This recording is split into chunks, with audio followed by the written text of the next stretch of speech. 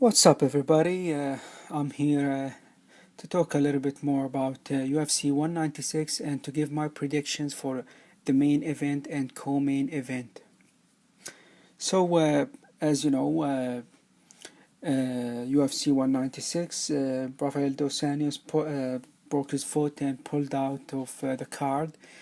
I made a video about that, you know, just talking about what was going on. If you haven't seen that video, I'm gonna put the link in the description section below so you can go watch it. And so the UFC was went looking for a new opponent, and there were like five candidates. The top two were Nate Diaz and Donald Cerrone, and there were also Tony Ferguson, Anthony Pettis, and Eddie Alvarez. Now, uh, as I expected, the UFC went with Nate Diaz. You know, as we know, the reason for that, as we know, the UFC wants to keep Conor like undefeated as long as possible. And I guess they went with the easiest fight. You know, there was another uh, reason is a lot of fans wanted to see Nate Diaz, but I think the main reason was because it was the easiest fight. Why the easiest fight?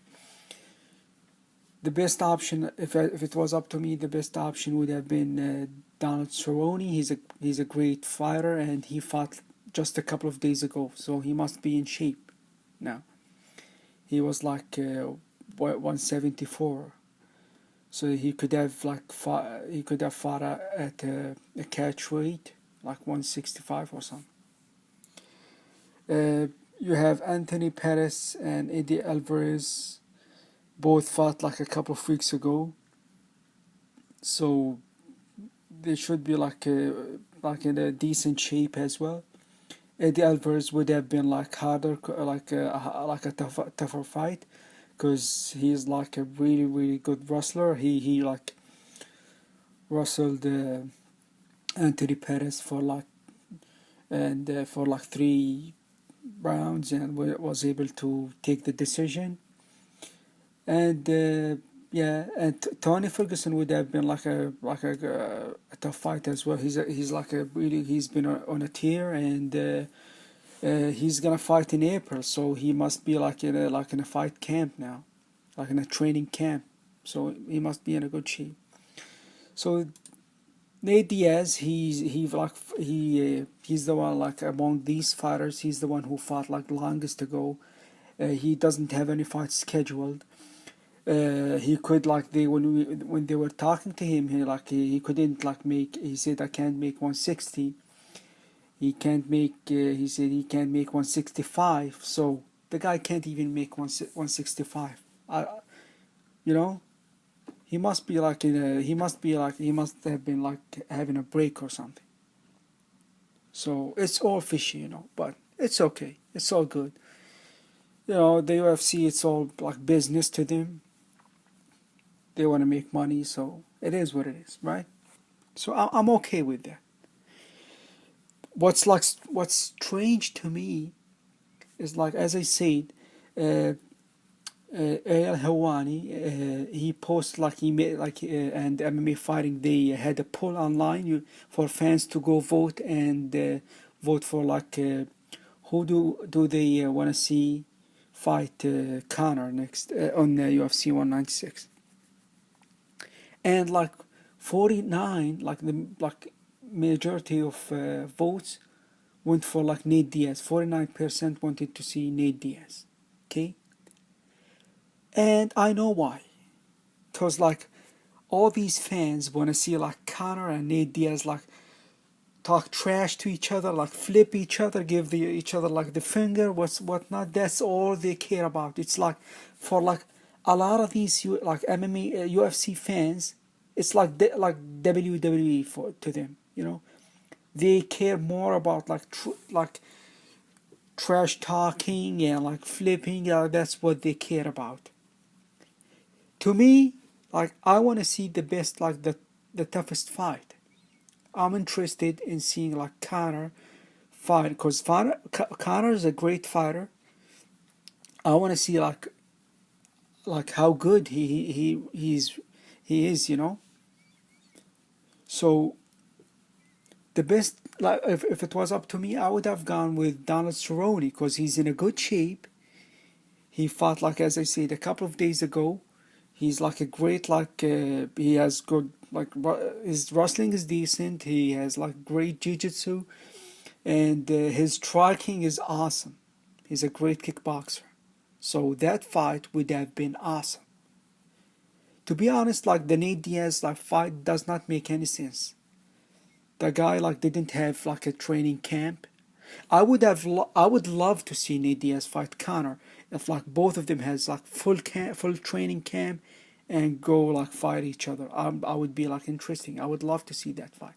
But this like under these circumstances, it does not make any sense to me. I'm not that interested in seeing the fight actually, because I think I really like strongly believe Connor's gonna finish him. He like Nate Diaz is not gonna be in a great shape, and Connor's gonna at least take a decision or like finish him. Like I think it's gonna be second round TKO. I know like Nate Diaz has a great chin, but like he was finished like against Josh Thompson 2 year like I don't know 2 years ago or something. So there you have it. It is what it is, and let's see what happens. Co-main event: uh, Misha Tate and Holly Holm. This is like a really good fight. I'm interested in seeing. I'm really excited for this fight. And to be honest, I'm not gonna be able to tell you for sure who's gonna win. Because of that, I'm gonna break it down to you guys. Now, it's gonna all depend on Holly's wrestling.